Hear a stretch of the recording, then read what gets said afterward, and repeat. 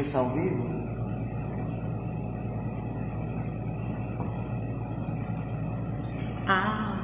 Uma boa noite a todos. Que Jesus nos ampare e nos proteja. Raquel, seja bem-vinda. Esperando esses minutos para as redes sociais e entregando o sinal. Vilene, minha linda, que Jesus nos ampare e nos abençoe. Que Jesus possa, como em todos os dias das nossas vidas, a nos proteger, nos orientar e fazer com que a nossa vida seja sempre respaldada na boa nova. Lúcia Andréia, Cibele, MC Fontes. A nossa discussão de hoje Celso, vem entrando, seja bem-vindo. Falando sobre a importância da religião nas nossas vidas. Ter ou não ter religião. Então, nós começamos a falar para vocês um diálogo franco, aberto e fraterno. Ter ou não religião, eis a questão. Mas nós às vezes nos deparamos com os que não têm religião. A religião, ela é imprescindível nas nossas vidas? Nós que temos essa visão reencarnacionista, visão da imortalidade da alma, nós sabemos que para alguns a religião é primordial. Parabéns para quem vive o ideal de religião. Boa noite, Arimateia. Pedro, Fátima Lúcia. Eu queria dizer para vocês que os que conseguem vivenciar o amar a Deus sobre todas as coisas e o próximo como a si mesmo, sem precisar de uma ortodoxia de fé, de um rótulo religioso, está de parabéns. Porque a verdadeira religião que nós vamos ver aqui é a lei do amor. Enquanto o pessoal vai entrando, Cláudia, seja bem-vinda, né? O pessoal vai entrando aí, nós vamos começando aqui as nossas discussões. A importância da religião. Nós trouxemos para vocês, para refletir juntamente conosco, um breve diálogo entre o teólogo Leonardo Boff, que todos vocês conhecem, né? O nosso grande teólogo, que é um dos grandes ativistas que o Brasil tem, um homem que tem uma consciência política incrível. Então, nós pegamos um texto dele sobre o encontro dele com o Dalai Lama.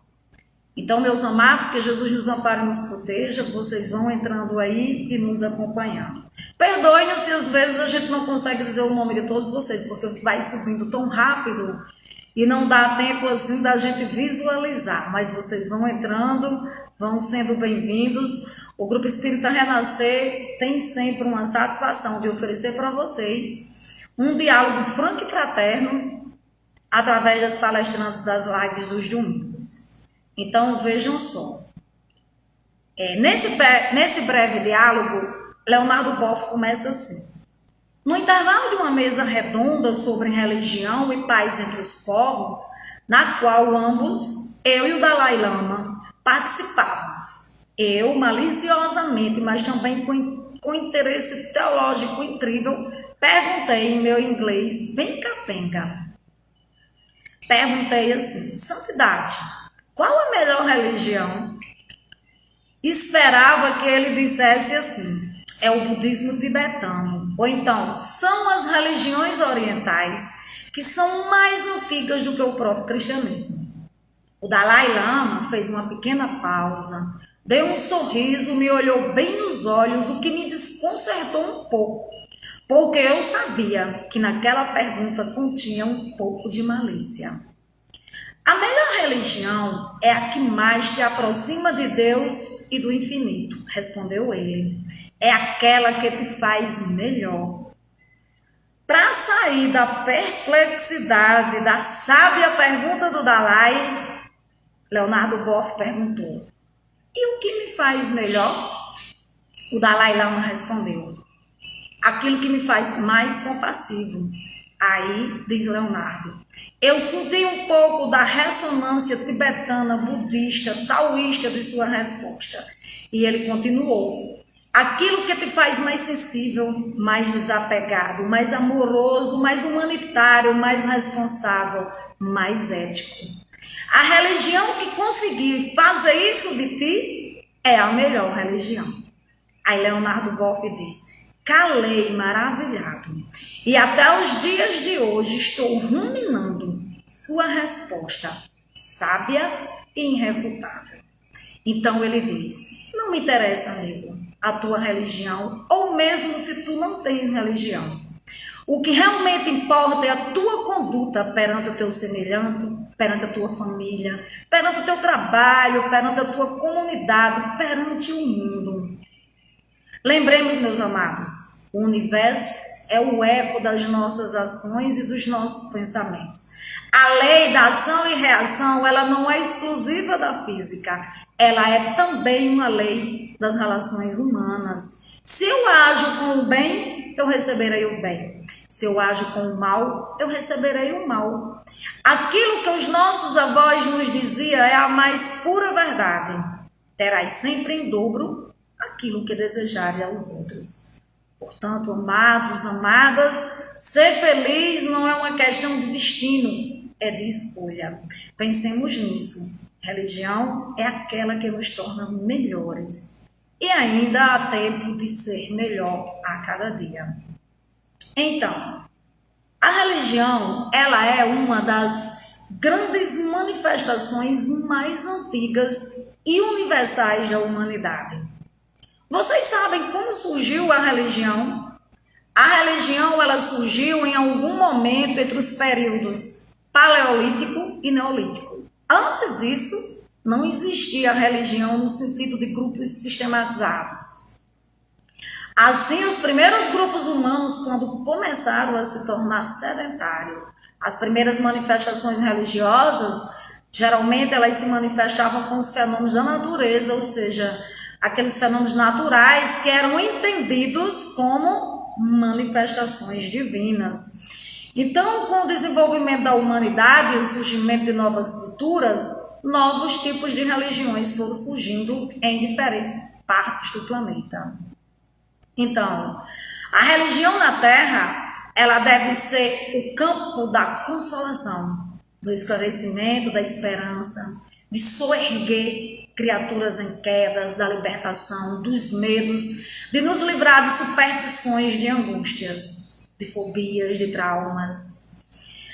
Deve ser a mensagem que liberta o ser humano de todo condicionamento indesejável, de separatividades, de tabus, que o induza naturalmente ao bem restrito, por levá-lo a compreender que esse bem é de seu total interesse.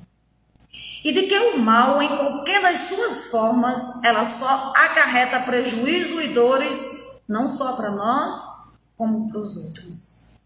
E ela deve ser a força que cria fé e estimula a caridade. Mas, amados, amadas, como alcançar tais objetivos se a própria religião vier revestida dos defeitos que ela própria deveria ratificar? Ou seja, como levar a fraternidade universal se ela própria vier eivada de sectarismo? Como induzir a humildade, meus amados, se a presunção de infalibilidade ela estiver possuída e a verdade própria parte dela? Como promover a libertação dos homens das amarras da matéria? E em homem aqui nós estamos falando da humanidade, tá certo? Como fazer isso se ela mesma estiver apegada a posses, a privilégios, a poderes transitórios? Como incrementar a fé, o amor, o acatamento do Criador, se ela própria se mostrar implacável, se ela se julgar assim definitivamente a verdade absoluta? Se após uma certa existência na Terra, a condição que varia de infinito de um indivíduo para outro, como haver essa separação? E o que seria a etimologia da palavra religião? Nós pesquisamos bastante sobre a etimologia. Na realidade, vem do verbo latim religare, mas a religião nos quer dizer que é o sentimento divino que prende o homem ao Criador. Isso seria a palavra religar, do latim. Existem algumas controvérsias, tem autores que discordam propriamente da raiz latina do verbo religar. Mas o que seriam as religiões? São organizações dos homens falíveis e imperfeitas como eles próprios. Por quê? Porque as religiões, elas foram, invenções humanas. Os homens foram se apropriando, porque se vocês procurarem nos grandes livros sagrados, por exemplo, Jesus não deixou religião nenhuma, apesar dele ser de uma casta judaica, dele praticar o judaísmo. Mas Jesus não deixou religião nenhuma, nós somos cristãos porque seguimos Jesus. Mas trazendo o conceito para a atualidade, nós percebemos que a religião, numa visão assim, bem mais moderna, a palavra faz referência ao conjunto de crenças, de visão de mundo, formas de noção de espiritualidade e sagrado do ser humano. Sendo assim, meus queridos, minhas queridas, ela corresponde a um conjunto de crenças que o ser humano acredita na existência de uma entidade ou um ser superior. Vocês sabem quais são os tipos de religiões que existem no mundo? Pronto. Nós somos de um grupo religioso monoteísta. Mas as religiões, elas são classificadas assim no mundo. Os politeístas, que é aquele sistema que possibilita a crença de mais de um Deus, porque a maioria das religiões antigas, elas eram politeístas. As três grandes religiões monoteístas do mundo, nós sabemos que é o islamismo, o cristianismo e o judaísmo, que estão lá na sede de Jerusalém, a grande cidade monoteísta. E tem os panteístas, que é aquele sistema religioso que acredita na natureza, na manifestação da divindade e baseia-se no pan, nós somos um, voltamos para a divindade, mergulhados nele estamos, o panteísmo, aquela absorção do todo. E além desses três tipos, ou nós somos politeístas, ou nós somos monoteístas, ou nós somos panteístas, ou nós somos ateístas. Porque o outro tipo citado é aqueles que não acreditam de forma nenhuma num ser superior. E o princípio básico do ateísmo é o ceticismo. Isto é o questionamento do princípio básico que toda religião traz no seu bojo, que é a crença do ser superior. Mas nós respeitamos quem é poli, quem é mono, quem é pan e quem é ateísta. Todo mundo tem o direito de expressar a sua manifestação religiosa. Nós somos monoteístas, Nós acreditamos num Deus único, num Deus vivo. Emmanuel nos diz o seguinte, olha. Dignas de todo o acatamento pelo sopro de inspiração superior que as fazem surgir, as religiões são como gotas de orvalho celeste misturada com os elementos da terra em que caíram. É belo essas palavras do nosso grande educador Emmanuel, porque realmente todas as religiões teve o sopro divino do Criador. Em qualquer instância, seja Alá, Buda, Maomé, Lao Tse, Jesus, Krishna, Vishnu, não importa o iniciado aí que trouxe essa revelação divina.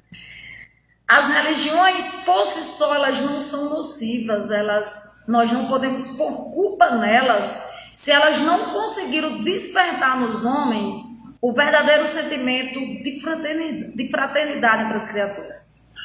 Eu pergunto a vocês, a religião é necessária? Ela é necessária na Terra? Porque se nós desencarnarmos, nós seremos reconhecidos por um rótulo religioso? Nós nos dizemos assim, somos todos filhos do Deus vivo. Ela é necessária? Sim ou não? O autor nos diz que ela é necessária e indestrutível, porque ela encontra razão de ser na própria natureza humana, que se resume e exprime as suas elevadas aspirações. Então, nós, seres humanos, ainda sentimos necessidade de expressar essas aspirações elevadas.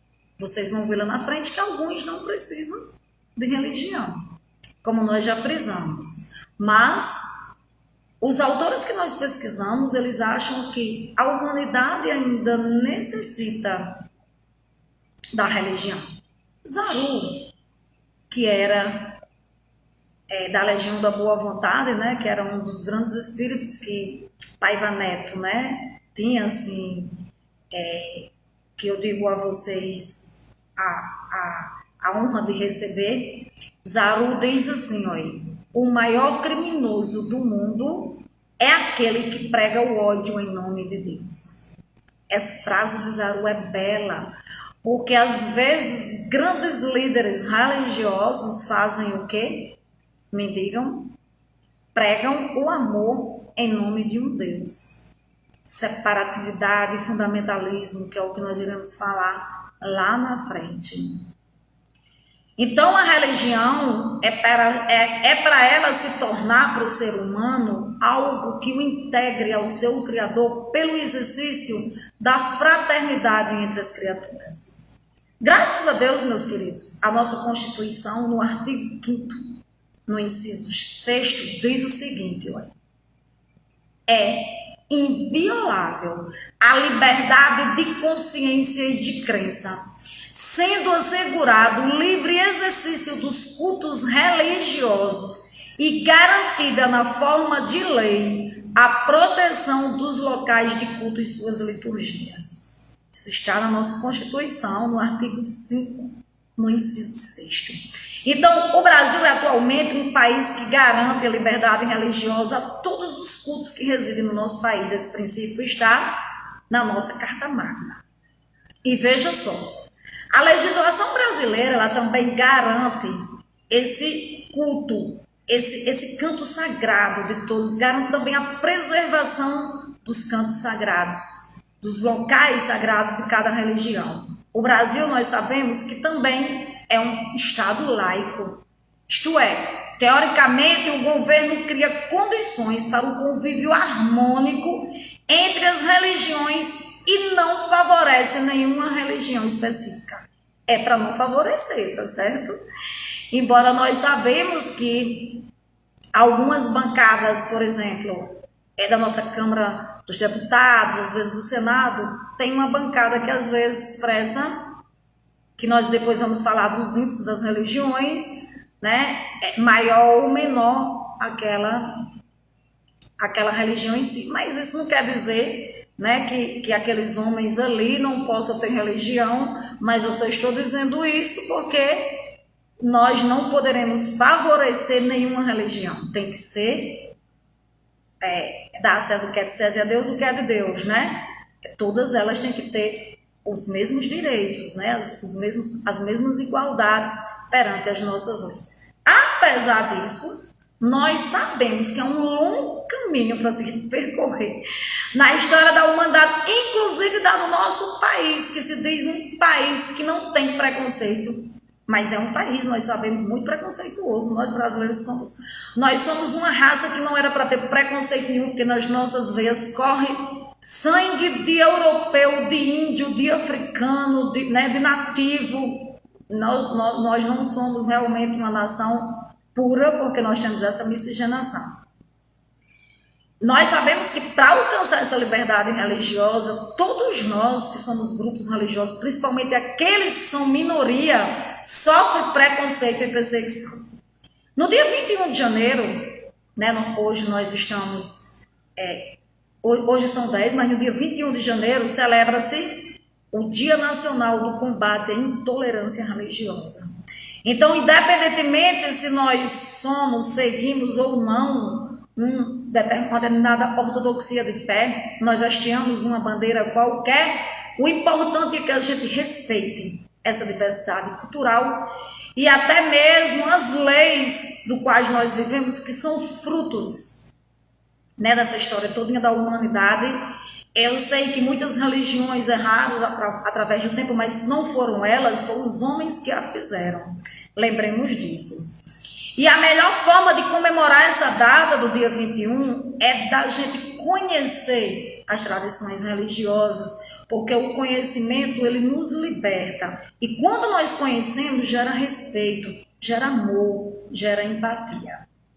Então, Frei Beto, ele nos diz o seguinte: Deus é amor. Para nos ensinar a amar, ele inspirou o aparecimento das religiões. Deus mesmo não tem religião, mas ele pode ser encontrado através de todas elas. Nosso querido Frei Beto, né?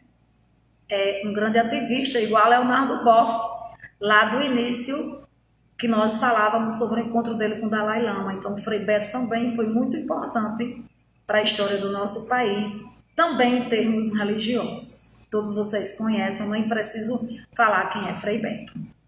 Então, sempre é difícil a gente respeitar quando nós não conhecemos. E quando se trata do mundo complexo das crenças, experimentamos às vezes dificuldades de compreender. E o entendimento e o respeito às religiosidades, às crenças, os princípios de cada religião é importantíssimo.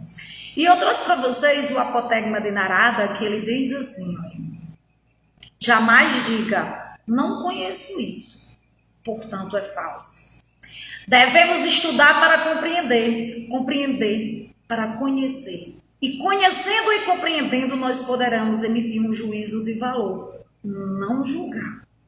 Julgar as religiões pelos seus aspectos exterior e vulgar seria o mesmo que apreciar o valor moral de uma pessoa pelas roupas que ela veste. Aí nós vamos para o fundamentalismo. Os fundamentalistas são aqueles que cultivam a ideia de que a religião ou a forma de viver a religiosidade, as suas são as mais certas de todas as demais e que têm que ser combatidas. Quando nos permitimos conhecer as vivências e práticas religiosas dos outros, nós não estamos abrindo mão das nossas convicções. Nós não estamos querendo violentar consciências. Do contrário, quanto mais nós conhecemos a religiosidade, os princípios, os dogmas, dos quais está alicerçado aquela religião, aquelas religiões, mais nós poderemos discernir com clareza o que a nossa está nos oferecendo. Cada vez que nós nos aprofundamos nos anais da história de todas as religiões, nós percebemos se a nossa, a da qual nós militamos, é aquela mesmo que nos vai libertar, que vai ser a nossa verdade. Porque às vezes aquela religião é o meu caminho, mas não é o caminho de alguém. Nós somos de um grupo familiar, que eu vou pedir permissão a vocês para falar do meu grupo familiar, porque o de vocês não é diferente. O meu grupo familiar tem católicos, praticantes ou não, mas são católicos, né? Alguns são extremamente praticantes, outros não. Nós temos os que são protestantes, que alguns têm simpatia pelas igrejas reformadas, a pentecostais e as neopentecostais, tá certo? Nós temos aqueles que têm simpatia pelos testemunhos de Jeová. Tem nós aqui que estamos falando que temos simpatia pelo espiritismo. Tem aqueles que não têm religião nenhuma, mas acreditam em Deus, mas não vai para nenhuma, certo? Então o grupo religioso de vocês também é desse jeito. O grupo familiar, perdoe, é desse jeito. E nós vamos nos respeitando. Às vezes me pergunta, e aí, como é na sua religião? Eu digo, no espiritismo, a gente vê assim, desse jeito, assim, e o catolicismo, peraí, o catolicismo é assim, e o protestantismo já vê dessa forma. E nos respeitamos e nos amamos. Aí nós vemos as críticas às religiões, né? A história da humanidade mostra que a religião, ela sempre teve um lugar extremamente importante na vida dos seres humanos. Ela foi fonte de fenomenal produções culturais de todas as espécies, tá? Da literatura, da filosofia, da ética, da política. Os pensadores ateístas podem até entender que a religião ela é prejudicial porque ela faz com que o ser humano se iluda, vocês vão ver lá na frente. Já os religiosos nos dizem que o ser humano precisa desses valores, desses ideais, dessa esperança que traz o bojo religioso, tá certo? É claro que as críticas à religião, ela tem suas razões, e inúmeras vezes ela aponta também inúmeros absurdos.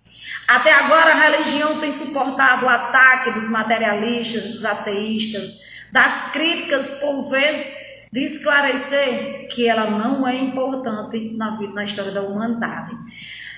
Nós pegamos um trecho de Ernesto Bloch, que ele é um filósofo marxista, e ele afirma que a ciência não poderia proporcionar a esperança que a religião proporciona aos seres humanos. E Ernesto Bloch está de parabéns. Realmente, a ciência nem sempre ela nos aponta, nos ventila, certo?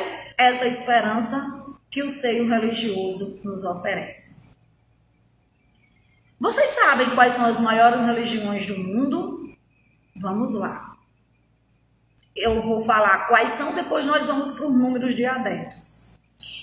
Em primeiro lugar veio o cristianismo, em segundo o islamismo. Houve uma época que o islamismo quase tomava o local do ranking do cristianismo. Mas nós pesquisamos em todas os sites do IBGE. Na realidade, o último censo, que é de 2010, nós tentamos ver se tinha algum bem mais atual, mas o IBGE só dá até aí. Então vem o cristianismo, o islamismo, o hinduísmo, as religiões tradicionais chinesas, porque qual é a maior população do mundo? É a China. Pois é, né? Eles são taoístas. É uma mistura de taoísmo misturado com budismo, com shintoísmo, né? Então, o quarto lugar fica as religiões tradicionais chinesas, vem o budismo, aí vem o shintoísmo, o sikhismo, o judaísmo, o espiritismo, o paganismo e as religiões neopagãs, e vem as religiões que têm a matriz africana, que é a Umbanda, a Quimbanda e o Candomblé. Então, as maiores religiões do mundo, elas possuem características distintas uma das outras, mas todas elas merecem muito respeito. Conhecer uma religião é se permitir entender melhor a evolução do homem através dos tempos, é compreender suas raízes, é se permitir ampliar o seu autoconhecimento e ver como é que o homem, desde o período paleolítico até atualmente, convive com a natureza e a questão da divindade. Então, o cristianismo, ele tem mais ou menos 2, bilhões de adeptos. O islamismo, 1,6 milhões. O hinduísmo, aproximadamente 900 bilhões. As religiões tradicionais chinesas, aproximadamente 400 milhões. O budismo, 376 milhões de adeptos. O sikhismo, 20 milhões. O judaísmo, 15. E o espiritismo, 30 milhões. Então, pode parecer paradoxo, mas paradoxalmente o Brasil, ele é o maior país católico e espírita do mundo. Vocês viram lá, nosso estado laico, né? O Brasil tem esse sincretismo religioso incrível, graças a Deus. Então, ainda segundo o IBGE, já que nós vamos falar dos brasileiros, o Brasil é o maior país católico do mundo e tem 64,6% de opções da nossa população. Os evangélicos, que aí não era para estar evangélico, tá certo? Era para estar protestantes, porque evangélico todos nós somos. Nós gostamos de ler Marcos, Mateus, Lucas e João. Então, os protestantes são 22,2%, os sem religião são 8%, os espíritas são 2%, olha, nós espíritas somos 2%. É pouco, mas para nós espíritas é muito bom, porque quantidade não quer dizer nada, né? E as religiões de matriz africana são 0,3% e outras religiões 2,7%. Eu estou abrindo um adendo aqui para vocês, para dizer para vocês que no censo do IBGE eles colocam católicos, protestantes, espíritas, que antes não tinha, né? Mas colocam na frente espíritas kardecistas, que é pleonasmo, mas eles colocam no censo, que a nossa Federação Brasileira pediu para eles retificar no próximo censo, e outras religiões. Por isso que a gente não sabe, assim, especificamente no Brasil, essas outras religiões, quais são, né, a escolha dos brasileiros. E os que não têm religião? Os que não têm religião no mundo, porque a gente falou do Brasil, né, que é 8%, mas os que não têm religião no mundo é 1 bilhão de pessoas, num total de que nós temos 7 bilhões e quanto de habitantes no nosso planeta? 7 bilhões é alguma coisa, né? Vocês me digam aí, que eu só me lembro da cifra aqui, que é 7 bilhões, mas não lembro nos pormenores. Sei que é 7 bilhões, né? São ateus e agnósticos e os que não têm religião definida.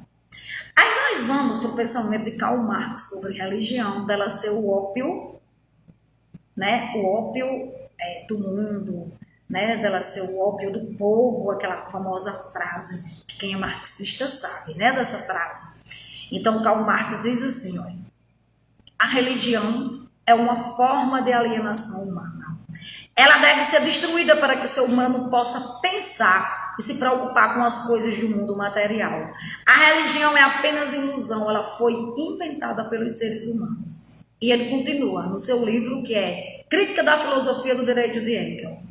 Ele continua: a miséria religiosa é, de um lado, a expressão da miséria real, e de outro, o protesto contra ela. A religião é o soluço da criatura oprimida, de um coração carente da falta de espírito. É o ópio do povo. Nós sabemos que essa frase, ela ainda é usada como chavão, né? O ópio do futebol, né? Aí por aí vai. O ópio, quando Karl Marx disse. Então eu só queria mostrar para vocês qual o contexto histórico da sociedade de Marx. Na sociedade de Marx, a religião era extremamente aliada ao Estado, agregada totalmente a ele. Justificava as injustiças sociais e as desigualdades e mascarava a realidade. Desse modo, vocês podem verificar que a referida expressão ópio do povo, que Marx queria dizer, né, de uma forma necessariamente simplista e até algo descontextualizada na sua origem, é de que a religião, ela funcionava como uma espécie de alívio ilusório no que diz respeito ao sofrimento dos pobres, né? Remetendo-se, assim, com facilidade aos efeitos do ópio. Qual o efeito do ópio? O ópio tem um forte efeito hipnótico e euforizante.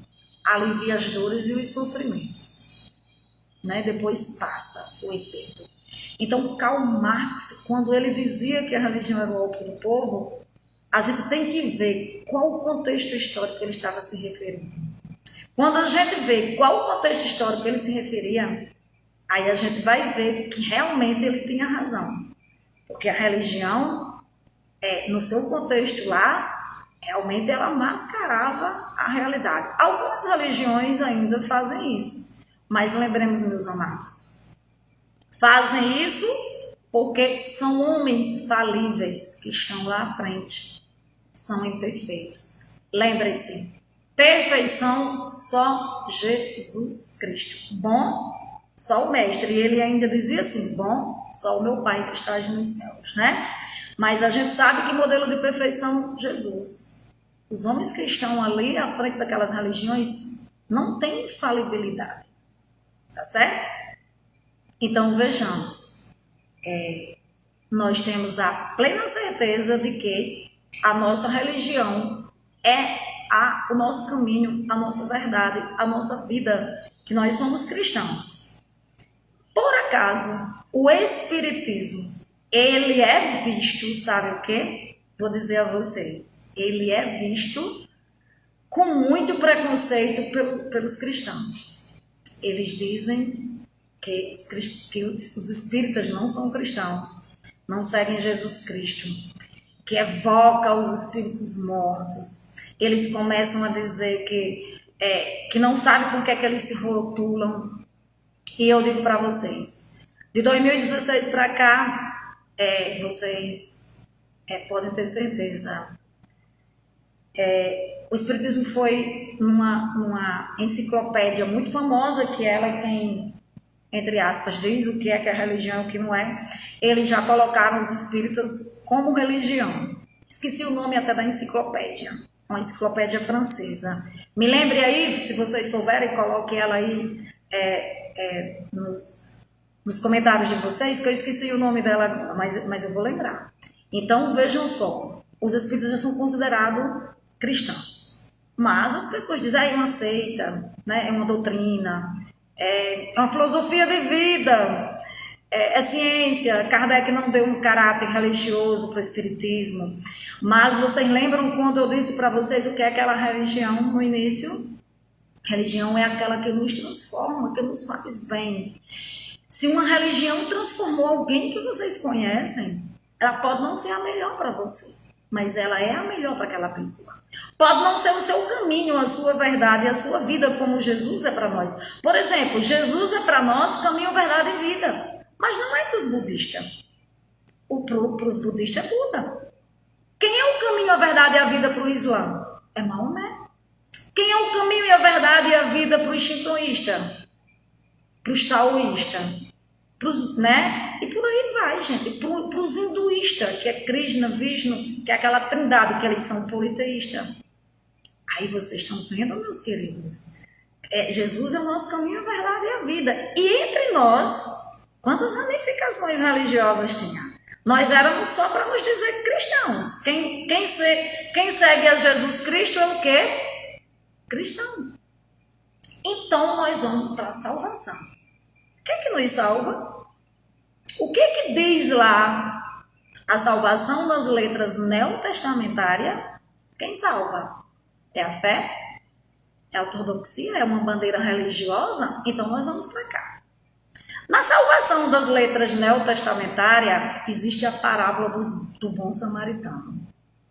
Jesus disse qual era a melhor religião, ele só conta a parábola do bom samaritano. Quem era o samaritano? Se vocês se debruçam nos textos neotestamentários, vocês irão ver que o samaritano era a casta mais reles do Sinédrio. Eles nem tinham direito a voz e a voto.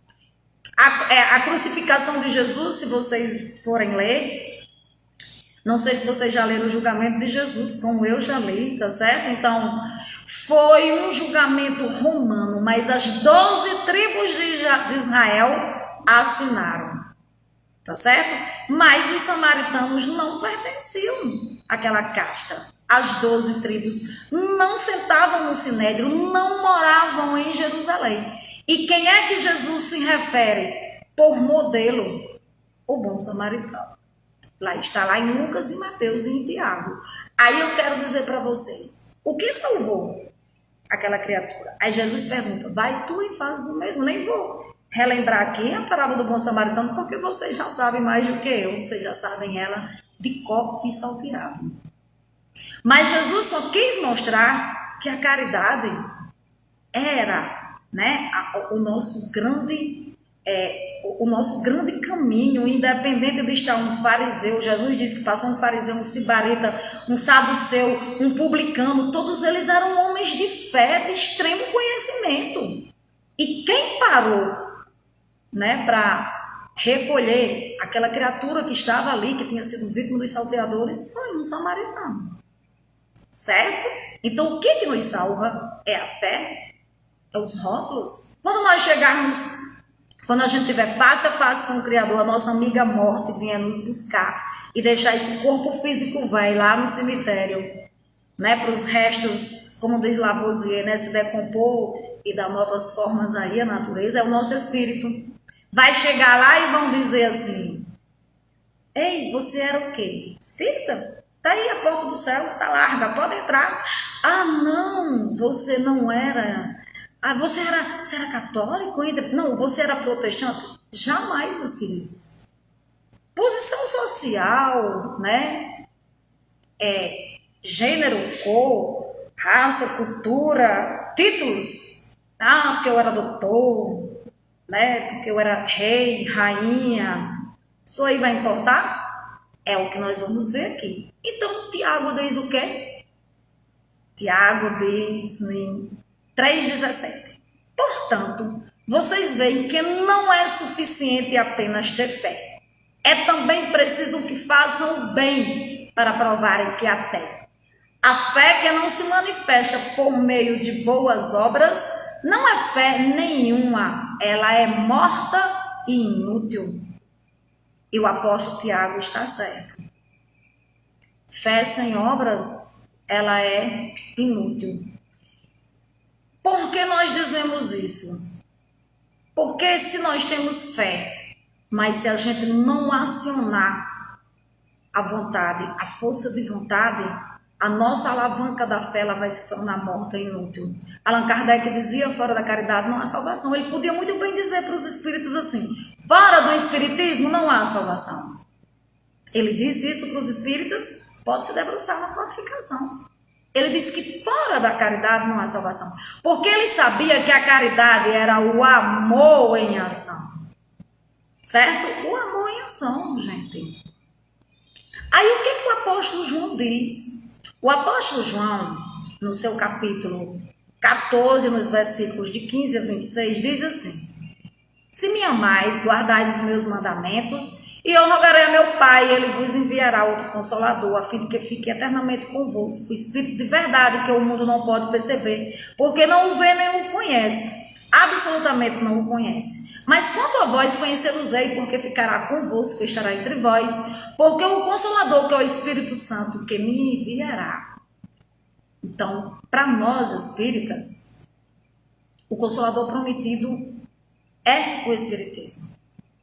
Eu digo para vocês, para nós espíritas, porque nós estávamos num debate, numa mesa redonda de religiões, aonde nós estávamos debatendo. Estou olhando aqui que a minha bateria... deixa eu só conectar aqui um pouquinho, tá certo? Aleph, por gentileza, a bateria do celular tá baixinha. Eu vou só conectar aqui enquanto eu vou falando com vocês, para não a bateria não desligar totalmente. Então, como eu já estava dizendo para vocês, e nesse grande debate, tinha réplica, né? Sempre quando tocava o nome das religiões, tinha réplica, tá certo? Então, o que era que acontecia? Acontecia que um citava o outro, e o pastor olhou para mim e disse assim: por que o Espiritismo, por que vocês espíritas acham que o Espiritismo é o Consolador prometido por Jesus? Por quê? Então, como eu fui citada, eu tinha direito de uma réplica. E ele conhecia profundamente a Bíblia, e eu comecei a dizer para ele que para nós espíritas, o Espiritismo era o Consolador prometido porque ele eliminava a ideia de um Deus vingativo e mau, elucidando que Deus era o Criador, onipotente, onipresente, era imaterial, era o único, era a inteligência suprema do universo, era a justiça, era a sabedoria, que através das leis imutáveis, e ele estava ali, ele não era vingativo, Deus era amor sempre, não era aquela personificação, aquela figura. E esclarecia que o Pai Maior nos criou com mérito próprio, para que nós pudéssemos alcançar a perfeição. Que deixava claro, o Espiritismo deixava claro que nós tínhamos o livre-arbítrio. O livre-arbítrio explicava as desigualdades sociais, morais, intelectuais, com base nas escolhas que cada espírito tinha na sua trajetória evolutiva. Ele comprovava a sobrevivência e imortalidade do espírito após a morte do corpo. Ele retirava os véus das incertezas, os mistérios acerca do mundo espiritual, da vida após a morte. Ele explicava os nossos laços de afeições, que a morte não existia e que esses laços não se rompem para aqueles que se amam. Ele explicava a ação dos fluidos, da água, dos pás, o reequilíbrio físico e espiritual. Ele possibilitava uma maior compreensão da prece, que era um poderoso instrumento de autoconhecimento, de ligação da espiritualidade superior com os canais, né, da divindade e dos espíritos, dos grandes mestres do universo. Ele impulsionava a realização da reforma íntima, pois ele esclarecia que todos nós não estamos perdidos, que pau que nasce torto não morre torto. A doutrina espírita sabia que nos esclarece que nós somos herdeiros da vida eterna e nos alertava da lei de causa e efeito. Tenha cuidado que o mal que você lançar para alguém volta centiplicado para você, centiplicado. E o bem que você faz centiplica também, né? Centuplica, aliás, né? Falando de 100.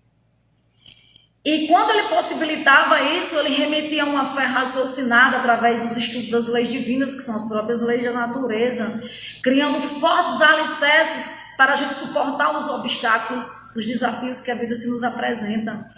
E ele realizava a caridade para que nós possamos compreender o amor de Deus por nós.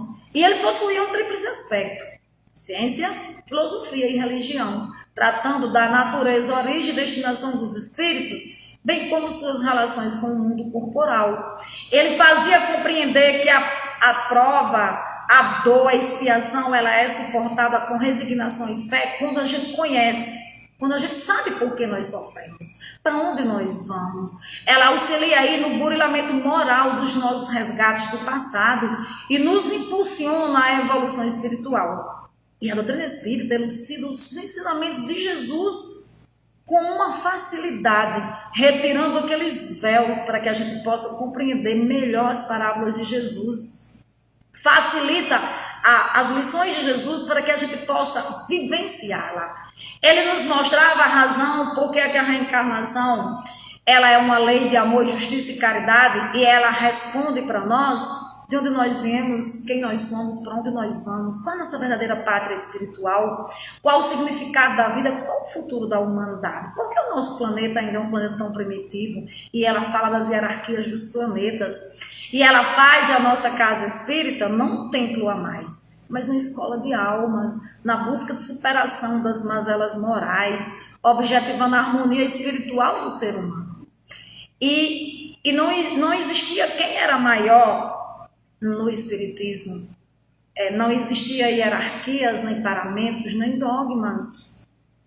E quando nós íamos falando isso para ele só sorriu para mim e disse: muito bonitas suas palavras, mas o Consolador prometido é a reforma protestante que Lutero fez.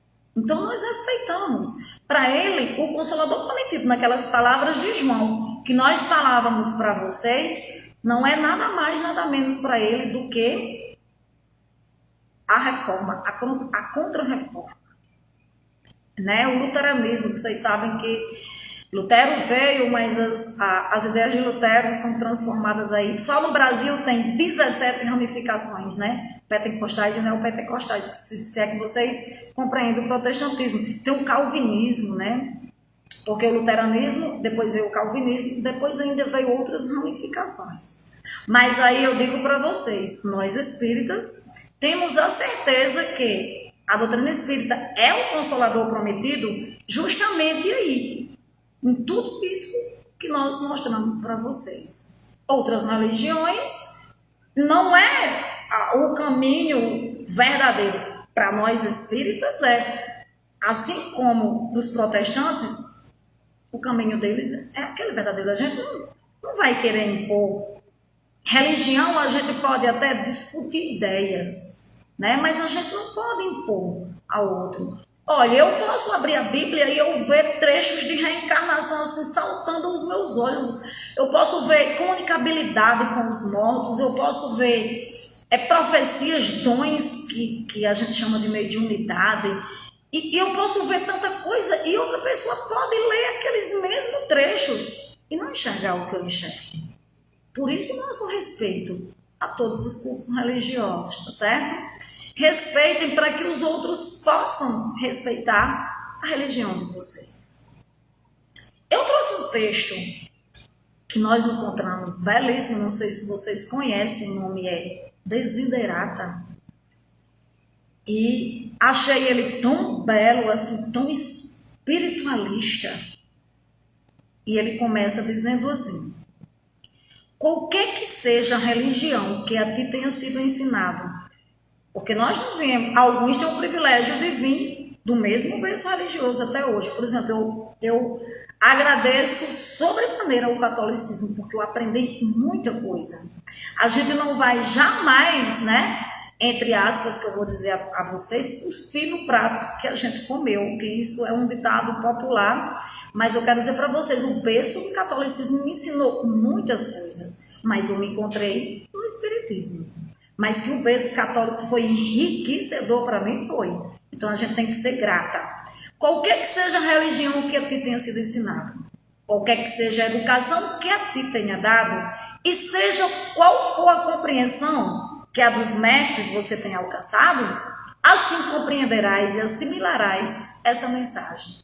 Não basta crer na mensagem religiosa, é preciso vivê-la, vivenciá-la. Ser um bom católico, um bom espírita, um bom protestante, um bom hinduísta, um bom islamista, ser bom aonde nós estamos. Se procurar ser ótimo, melhor ainda, né? A essência da religião universal é a paz e a verdade, impregnadas de amor e bondade para com todas as criaturas da terra. É chegado o momento de exprimir essa essência na vida de cada um de nós. Deves começar, pois, por ti mesmo, em tua vida íntima, em tua vida interior. Quer transformar o mundo? Transforma-te então, meu amigo, minha amiga. A mensagem de quem não se modificou a si mesmo jamais inspirará a transformação. O amor é o cerne de toda religião. E a virtude que é o amor em ação é a realização das religiões. Não ames tão somente a sua família, os seus amigos, pois limitar o amor é negá-lo. Busque a paz interior e a inspiração divina, persista nelas, e num só instante elas irão se pronunciar. Com a tua fé e as tuas ações, aperfeiçoe a tua vida e ajudarás a aperfeiçoar dos outros. Quanta responsabilidade! Em ti encontra o Espírito, que é o seu agente, o seu parceiro, e conforme onde estiveres, a sua consciência será a sua medida, e você sempre se lembrará que serás enriquecido por a paz de consciência. Terás uma revelação mais profunda em teus sonhos. Seus sonhos serão reais, seus sonhos se concretizarão. Sonhar vai ser tão fácil quanto estar acordado. Irá surgir a nova era, aquela era que nós vamos nos aperceber que todas as religiões se conduzem a um só, ao nosso Criador. Nós somos uma unidade no todo. Desaparecerão todas as diferenças entre as religiões e o bom que encerrará será unido e se tornará o nosso objetivo comum da humanidade. Tome consciência de que a escolha é tua. Escolha o amor, de preferência o ódio, a doçura em lugar da violência, a santidade em lugar do mal.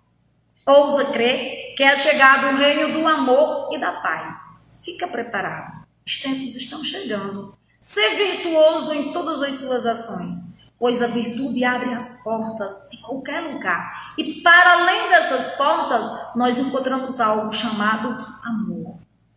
Que a inspiração divina guie todos vocês pela vida inteira, acumulando cada um de vocês de recompensas cotidianas que vocês chamam de felicidade. Mas essa felicidade, ela é um tesouro que tem que ser compartilhado com todos. É um tesouro de uma existência consciente de que a luz eterna e o paraíso não é só nosso. Ela pertence a todos os seres da criação. E é um texto anônimo. Nós achamos ele assim belíssimo para mostrar para vocês a essência, o cerne das religiões, que é o amor em ação. É o amor que nos move, meus amados. Então, independente do rótulo religioso, da bandeira da ortodoxia de fé que você hasteia aí no seu coração, se lembre que do jeito que você tem direito a ver o sol raiar todos os dias, qualquer pessoa do nosso planeta tem. Do jeito que Deus olha por você todos os dias, Ele olha por todos os seres da criação, do verme ao homem. Isso é o que a doutrina espírita nos explica. Isso é os ideais que o Espiritismo está aí a nos dizer a todo instante, a toda hora. Por isso que Ele é o nosso Consolador prometido, porque Ele nos consola, nos livra dessas amarras que ainda estão arraigadas, né, de preconceito, de egoísmo. Porque nós ainda temos aquelas coisas egoísticas, porque o orgulho e o egoísmo, eles são mais ou menos acentuados, porque se eles não estivessem em nós, nós não precisaríamos reencarnar num planeta de provas e expiações. A gente já estaria no planeta de regeneração, não é verdade? Que aí nós já estamos a caminho dele, viu? Então, como nós já estamos a caminho dele, com certeza, meus queridos, todos nós somos eleitos. Não existe aquele de dizer, eu estou salvo, você não está. Porque Deus é para todos nós. Todos nós somos salvos em menor ou maior escala, hoje, amanhã ou depois, mas nenhuma das ovelhas de Jesus se perderá. E se ele é o nosso governador planetário, existe o Senhor do universo, que é o nosso Deus. Se as pessoas chamam de Yahvé, Vai, Yeshua, Adonai, Krishna, Vishnu, isso aí não vai ter nenhuma, essas nomenclaturas não vai ter nenhuma, certo? Nenhuma conotação nas nossas vidas, porque ele é o nosso Criador. Independente da língua que a gente use, da língua que a gente exteriorize para orar, porque os nossos corações é um só, porque é a lei do amor que nos... meus queridos, nós estamos chegando ao final da nossa live.